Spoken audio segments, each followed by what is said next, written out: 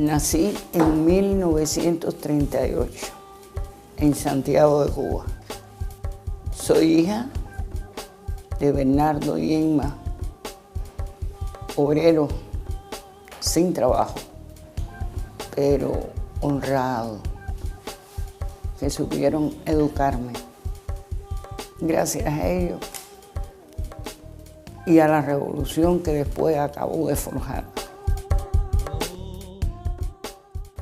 Mi infancia tiene cosas bellas y cosas tristes, porque mis padres se separaron cuando yo tendría como 5 o 6 años y estaba muy apegada a mi papá.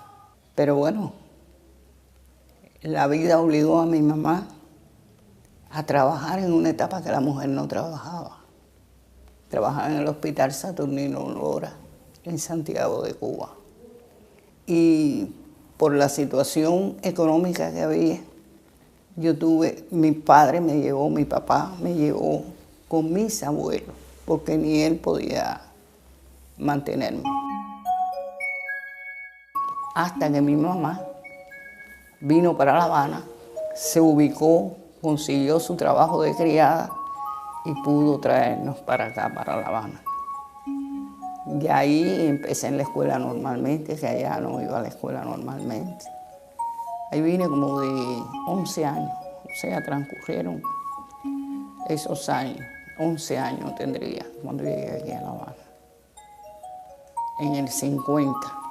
Vivíamos lo que mi mamá podía lograr en su trabajo como criada. A veces yo tenía que ir a su trabajo a comer, porque no teníamos comida en la casa para cocinar.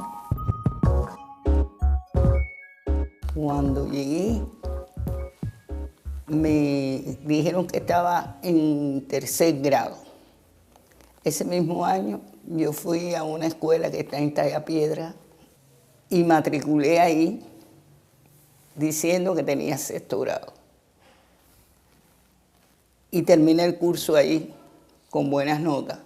¿Por qué? Porque realmente donde yo he estado, las personas mayores trataron de enseñarme. El tiempo que estuve sin ir a la escuela se compensó con eso. Después pasé a la secundaria básica, número 30, en Calzada del Cerro. Cuando terminé, nos mudamos de ahí para Marianao. En Marianao, yo antes de ir para Marianao había matriculado en el Instituto de La Habana por examen de ingreso en esa etapa. Triunfa la revolución. Yo voy a la universidad para enrolarme en las brigadas universitarias. ¿Y qué pasa? Que ahí habían carreras que no necesitabas haber terminado los años de bachillerato. Y matriculé Administración Pública. Realmente Fidel logró que mi sueño, que era estudiar biología, lo dejara atrás y me enrolara en el primer grupo que fue hacia la sierra como maestro, voluntario, sin ser maestro. Fuimos a los cursos, a los campamentos. El campamento mío era el Roble, porque mi grupo fue el primero que salió. Allí en la sierra no subió todo el mundo. Hubo gente que se quedaron y varones sobre todo. Las mujeres fueron más fuertes. Y aquí en el álbum que yo tengo se explica por la revista que salió todo eso, cómo se comportaron las mujeres. Después que regresamos al llamamiento de los maestros de un grupo, nos fuimos hacia la sierra como maestro. Yo empecé en Baracoa, después me trasladaron para la Sierra Maestra.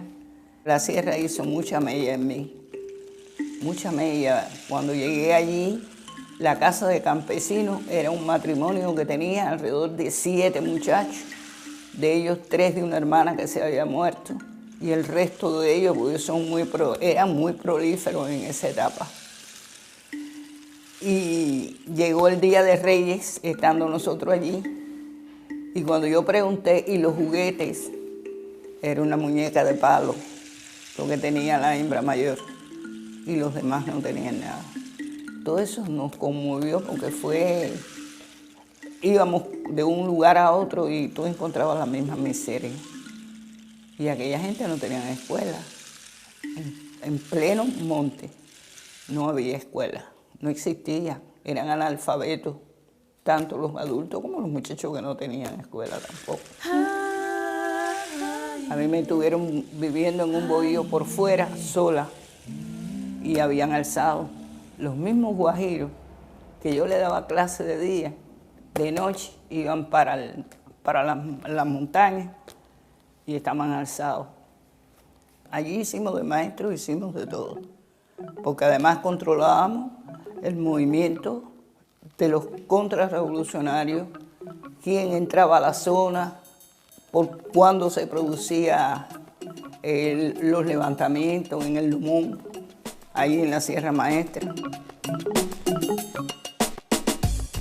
Mira, en Baracoa, cuando yo estaba, a mí me pusieron a dormir en un bohío fuera y se sabía que había campesinos con problemas que se alzaban, que vivían ahí, convivían con nosotros y se alzaban, y dormía afuera, sola.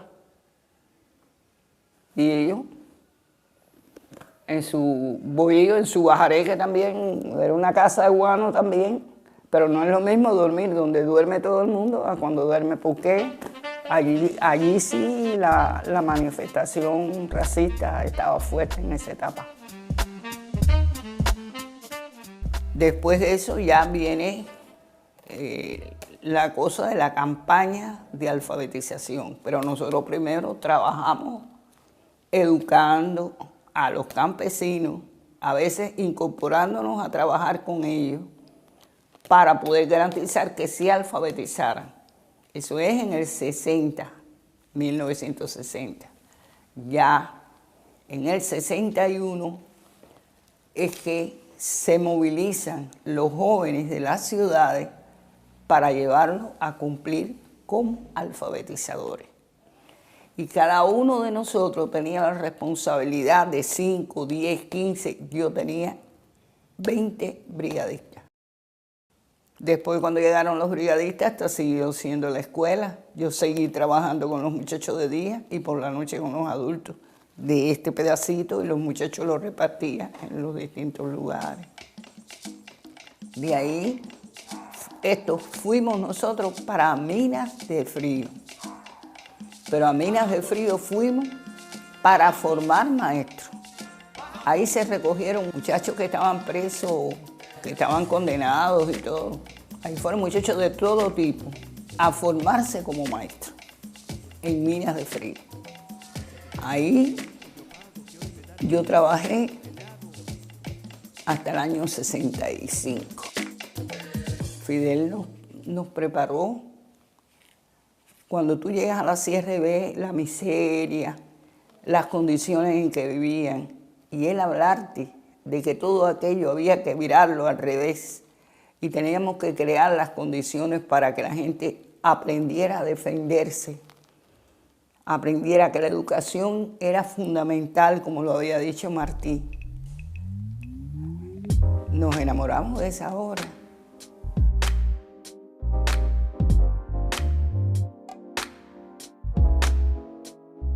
He sido una mujer que no puedo quejarme. Negra, muy orgullosa de mi raza y del lugar donde nací.